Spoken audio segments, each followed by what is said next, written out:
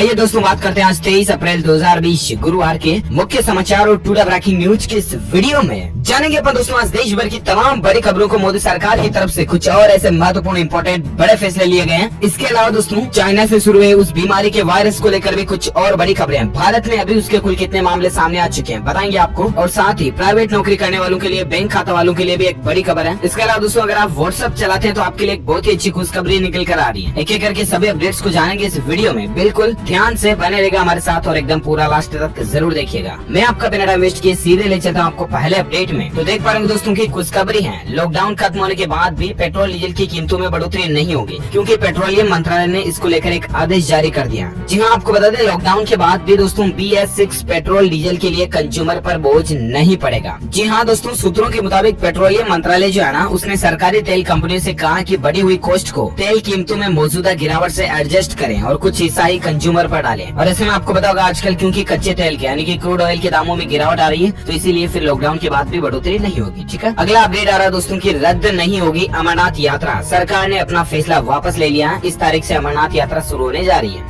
जहाँ तो पहले दोस्तों सरकार ने अभी जो ये बीमारी का मसला चल रहा देश और दुनिया भर में, इसके चलते दोस्तों अमरनाथ यात्रा को रद्द करने का फैसला किया था, राइट। लेकिन सरकार ने इस यात्रा को रद्द करने के फैसले को वापस ले लिया और इस साल दोस्तों अमरनाथ यात्रा 23 जून से शुरू होगी। इससे पहले इस बीमारी के प्रकोप की वजह से श्री अमरनाथ जी श्राइन बोर्ड के चेयरमैन और उप राज्यपाल ने भी 38वीं बोर्ड मीटिंग की अध्यक्षता की और उसमें इसको रद्द करने का फैसला किया था। लेकिन अब ये 23 जून से अमरनाथ यात्रा शुरू होगी। चलिए साथ ही अगला अपडेट आ रहा दोस्तों की भारत में 15 मई के बाद से घटने लगेगी इस बीमारी से संक्रमित मरीजों की संख्या। जी हाँ, शोधकर्ताओं का यह कहना दोस्तों की भारत में इसके मरीजों की संख्या में कटौती शुरू हो जाएगी मई के आधे खत्म होते होते, यानी कि 15 मई के बाद ग्राफ जो है वो नीचे जाने लग जाएगा, आंकड़ा माइनस में जाने लग जाएगा। अभी तो आपको पता होगा लगातार दिनों दिन बढ़ोतरी देखने को मिल रही है, लेकिन ये अच्छा होगा अगर इसमें माइनस में आंकड़े आने लग जाए तो, कि आज इतने कम हुए, आज इतने कम हुए, तो क्योंकि दोस्तों ये भारत के लिए बहुत जरूरी है। इसलिए फिलहाल दोस्तों सरकार ने लॉकडाउन लगा रखा 3 मई तक, तब तक आप प्लीज घर से बाहर न जाएं। और साथ ही अगला अपडेट आ रहा, देख सकते हैं आपके डॉक्टरों और हेल्थ वर्कर्स पर हमला करना अब गैर जमानती अपराध होगा। 7 साल तक की तो जेल की सजा होगी, इसके अलावा 5 लाख तक का जुर्माना देना पड़ेगा। अगर कोई व्यक्ति ऐसी हरकत करता है कि डॉक्टर या हेल्थ कर्मचारी पर हमला करता है या उनके साथ ज्यादती करता है, तो ये बिल्कुल गैर जमानती अपराध होगा। इस तरह का सरकार कानून में संशोधन करने जा रही है। कैबिनेट की बैठक में 123 साल पुराने महामारी कानून में संशोधन का फैसला किया गया। चूँकि दोस्तों अभी संसद नहीं चल रही है, इसलिए इस कानून में बदलाव के लिए कैबिनेट ने ऑर्डिनेंस को मंजूरी दी है। ऑर्डिनेंस 6 महीने के तक के लिए होता है। प्रधानमंत्री नरेंद्र मोदी की अगुवाई में बुधवार को हुई कैबिनेट बैठक में यह फैसला लिया गया। बैठक के बाद केंद्रीय मंत्री प्रकाश जावड़ेकर ने कानून के बदलाव के बारे में भी बताया। उन्होंने कहा दोस्तों की महामारी कानून 1897 में बदलाव किए गए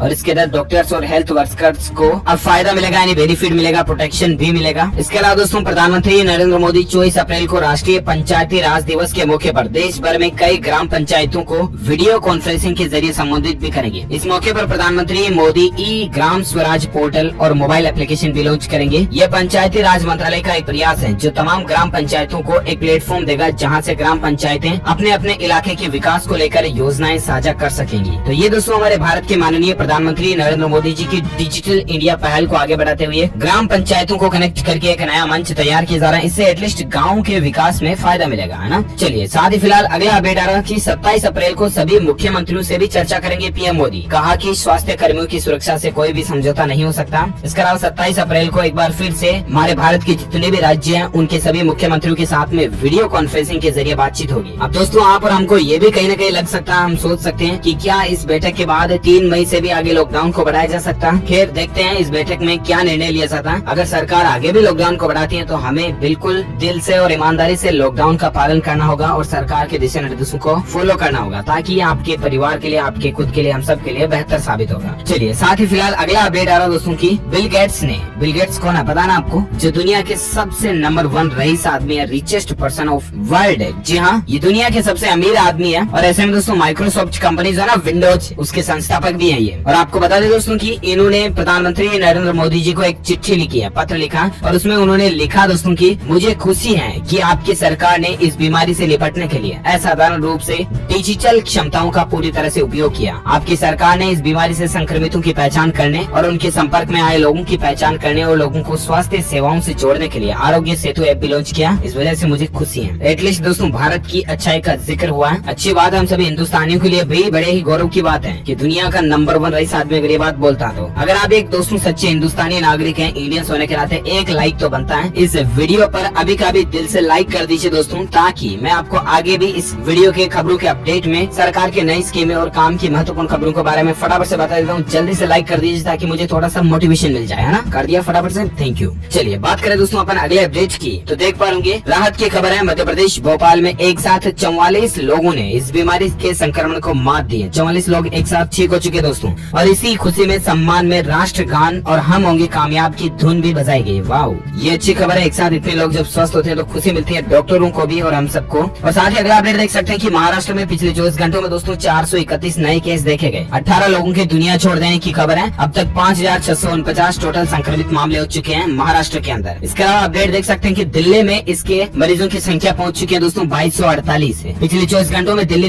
में 92 नए मामले देखने को मिले हैं। साथ ही अगला अपडेट है कि भारत में दोस्तों पिछले 24 घंटों में कितने मामले आए, तो टोटल 1383 नए मामले भारत में पिछले 24 घंटों में देखे गए। और पिछले 24 घंटों में 50 लोग भारत से इस दुनिया को छोड़कर अलविदा कह चुके हैं। महाराष्ट्र और गुजरात में सबसे ज्यादा मामले देखे गए हैं। चलिए साथ ही अगला अपडेट आ रहा कि दोस्तों अच्छी खबर है, गोवा और मणिपुर जो है वो इस बीमारी से बिल्कुल मुक्त हो चुके हैं। उत्तर प्रदेश के 10 जिलों में भी ये बीमारी फ्री जिले घोषित किए जा चुके हैं, मुफ्त। तो ये अच्छी बात है कि देश के 2 राज्य जो है इससे बिल्कुल फ्री हो चुके हैं। पहली बात तो ये। दूसरी बात, उत्तर प्रदेश के 10 जिलों में बिल्कुल इस बीमारी से मुक्त घोषित कर दिए गए हैं। ये 10 जिले कौन कौन से देख सकते हैं आप, पीलीभीत, लखीमपुर, हाथरस, बरेली, प्रयागराज, महाराजगंज, शाहजहांपुर वगैरह वगैरह। चलिए साथ ही अगला अपडेट आ रहा दोस्तों कि इस बीमारी को रोकने के लिए झारखंड सरकार ने भी एक बड़ा कदम उठाया है। तंबाकू उत्पादों की बिक्री पर रोक लगा दी है। जी हाँ, इस बीमारी के संक्रमण के फैलाव में तंबाकू उत्पादों की भी एक भूमिका हो सकती है, क्योंकि लोग बाग गुटखा तंबाकू खाकर के इधर उधर थूकते हैं, जिससे कि दोस्तों इस बीमारी के फैलने का संक्रमण का खतरा बढ़ जाता है। हालांकि दोस्तों विभिन्न सरकारों ने सार्वजनिक स्थानों पर थूकने पर भी कड़ा जुर्माना लगाने का फरमान जारी किया हुआ है। इस मामले में एक कदम और आगे बढ़कर झारखंड सरकार ने अपने राज्य में गुटखा, सिगरेट, बीड़ी, पान मसाला, हुक्का, खैनी, जर्दा, ई सिगरेट वगैरह सभी के ऊपर पूर्ण रूप से बैन लगा दिया, प्रतिबंध लगा दिया, और तंबाकू उत्पादों की बिक्री पर भी रोक लगा दी। ये अच्छा फैसला है झारखंड गवर्नमेंट की तरफ से।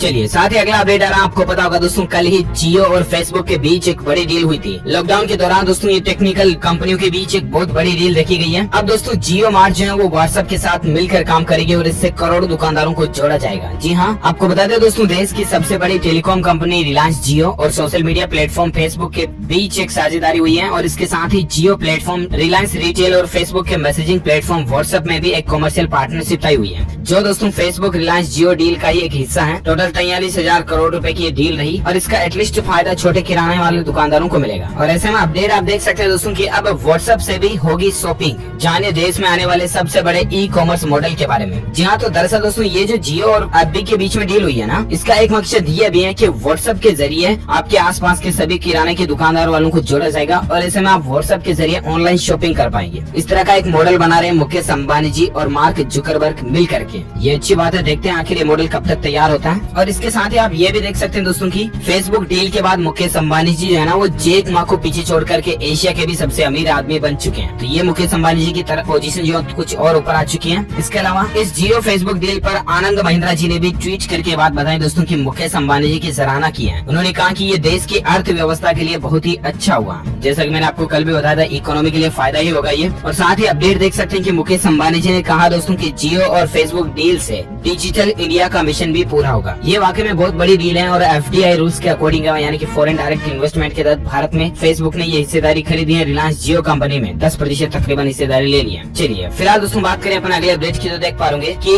इस बीमारी के लॉकडाउन के बीच बिहार सरकार ने एक बड़ा फैसला लिया। नए राशन कार्ड सिर्फ 9 दिन के भीतर बन जाएंगे। जी हाँ, इस बीमारी के कहर के बीच दोस्तों बिहार के लोगों के लिए एक राहत भरी खबर है। बिहार सरकार ने राशन कार्ड बनाने के नियमों को आसान कर दिया। नया राशन कार्ड अधिक से अधिक 9 दिनों में बन जाएगा। जीविका के माध्यम से आने वाले जमा होंगे। आवेदन की जांच के साथ अनुशंसा की भी समय सीमा कम कर दी गई है। सामान्य प्रशासन विभाग ने इस बदलाव की अधिसूचना भी जारी कर दी है। पहले 15 दिन 1 महीना भी लग जाता था, तो अब आपको 9 दिन के अंदर अंदर नया राशन कार्ड मिल जाएगा बिहार राज्य में। अच्छी बात है। अच्छा, इसके अलावा अगला अपडेट देख पा रहे कि दोस्तों लॉकडाउन में थीसिस पूरी कर सकेंगे PhD के छात्र। सरकार ने एक नया प्लेटफॉर्म शोध गंगा करके लॉन्च किया। जहां इस बीमारी के संक्रमण की रोकथाम के लिए पूरे देश में अभी लॉकडाउन लगा हुआ, राइट। और ऐसे में रिसर्च से जुड़े छात्रों के लिए यानी कि PhD वगैरह जो करते हैं उन छात्रों के लिए मानव संसाधन विकास मंत्रालय ने शोध गंगा नामक एक ऑनलाइन प्लेटफॉर्म लॉन्च किया और इसके मदद से रिसर्च कर रहे छात्र विभिन्न प्रकार की थीसिस एवं अन्य पाठ्य सामग्री स्टडी मटेरियल हासिल कर सकेंगे। ये अच्छी बात है। चलिए साथ ही अगला अपडेट आ रहा दोस्तों की आज के सराफा बाजार में सोने चांदी की बात करें। सोने चांदी की कीमतों में बड़ा बदलाव देखने को मिला और ऐसे में अभी सोने का रेट क्या चल रहा है आप देख सकते हैं। कल लास्ट बाजार में सोना कितने पर जाकर के बंद हुआ, तो सोने के अलग अलग गोल्ड की क्वालिटी के अनुरूप आप देख सकते हैं यहाँ पर टेबल में चार्ट में रेट लिस्ट है। चलिए साथ ही फिलहाल दोस्तों अगले अपडेट में जानते हैं अपना आज के वेदर न्यूज अपडेट यानी कि मौसम समाचार। तो संपूर्ण भारत का अगले 24 घंटों का मौसम पूर्वानुमान जो निकल कर आ रहा दोस्तों, उसके अनुसार असम, मेघालय, अरुणाचल प्रदेश, नागालैंड और पश्चिम बंगाल में हल्की से मध्यम बारिश के साथ कुछ जगहों पर भारी बौछारें गिरने की संभावना है। इसके अलावा उत्तर पूर्वी भारत, केरल के कुछ हिस्सों और तटीय कर्नाटक में भी कल बारिश हो सकती है। जम्मू कश्मीर, हिमाचल प्रदेश, बिहार, झारखंड, छत्तीसगढ़ और राजस्थान के भी कुछ हिस्सों में एक दो जगहों पर हल्की बारिश होने की संभावना है। चलिए साथ ही अगला अपडेट है कि नौकरी बचाओ योजना, लॉकडाउन में घर बैठे स्टाफ को 80% सैलरी देगी सरकार। जहाँ दोस्तों इस बीमारी की वजह से जहाँ दुनिया भर की अर्थव्यवस्था के सामने संकट खड़ा हो चुका है और इसी संकट को देखते हुए कर्मचारियों की सुरक्षा के लिए ब्रिटिश सरकार ने नौकरी बचाओ योजना शुरू की है और इस योजना के तहत कर्मचारियों को 80% वेतन का भुगतान सरकार देगी।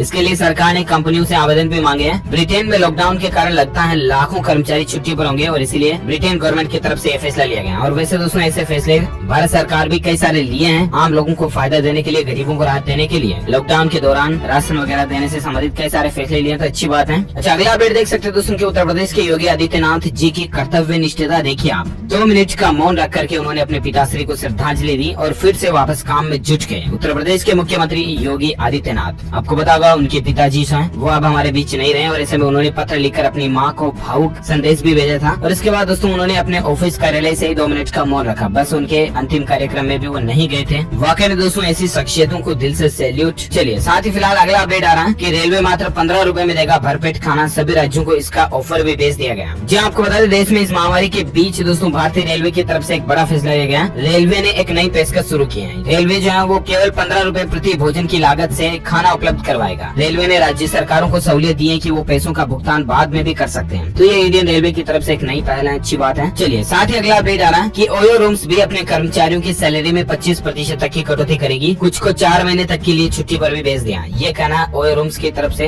अच्छा अगला अपडेट है कि इस महामारी को लेकर दोस्तों केंद्र सरकार फोन करके भी सर्वे कर रही है। आपको भी हो सकता है इस तरह के नंबरों से कॉल आया हो, +9 फिर 19 वगैरह करके 4 अंकों के नंबर से सरकार के आजकल फोन भी आ रहे हैं। ध्यान रखिएगा फालतू फोनों पर कभी विश्वास ना करें और कोई अपना आपका पर्सनल डेटा ना दे। उस फोन कॉल में आपसे सर्वे करवाया जाता है कि आपके आसपास ऐसे मरीज है या नहीं, आपको ऐसे लक्षण पाए गए या नहीं। तो जो भी रिलेटिव ऑप्शन है वो आपको बताने हैं, 1 दबाव 2 दबाव करके, ठीक है। लेकिन ध्यान रखिएगा ठगी की शिकार ना हो जाए जाल सूझेंगे फोन में आकर के, ठीक है। अच्छा अगला अपडेट है दोस्तों एक रिसर्च में रिपोर्ट में इस बात का पता चला कि भारत में अब तक इस बीमारी के टेस्टिंग पर तकरीबन 100 करोड़ रुपए खर्च किए गए। और साथ ही नेक्स्ट अपडेट देख सकते हैं कि क्वारंटीन से भागने वालों की अब खैर नहीं होगी। स्मार्ट बैंड से निगरानी करने की तैयारी में सरकार काम कर रही है, क्योंकि दोस्तों देश भर में 20,000 से ज्यादा इसके मामले हो चुके हैं। वहीं 600 से ज्यादा लोगों ने हमारे भारत को और इस दुनिया को भी छोड़ दिया। उसके बाद दोस्तों संक्रमण की पुष्टि के बाद सरकार लोगों को क्वारंटीन कर रही है और ऐसे में क्वारंटीन लोग अगर भागते हैं, घर पे भाग जाते हैं, तो दोस्तों उन पर सरकार अब सख्त कार्यवाही करेगी। तो ध्यान रखिएगा ना। ओके दोस्तों तो इसी कड़ी में ये आज की बड़ी खबरें, मुख्य समाचार, today breaking news, India news, headlines news का अपडेट वीडियो फिनिश होता है। और बाकी सरकार जो भी डिसीजन लेगी, जो भी निर्णय लेगी, भारत देश में जो भी अनाउंसमेंट घोषणा करेगी, उसका दिल से हम सम्मान करेंगे और ईमानदारी से उसका पालन भी करेंगे। अगर लॉकडाउन को बढ़ा भी दिया जाता है, 1 महीने, 2 महीने, 4 महीने भी बढ़ा दिया जाता है, तो भी हम दोस्तों कर्तव्य के साथ उसकी पालना करेंगे और मोदी सरकार के दिशा निर्देशों का पालन करेंगे। यही हम सबके लिए फायदा होगा, भविष्य के लिए भी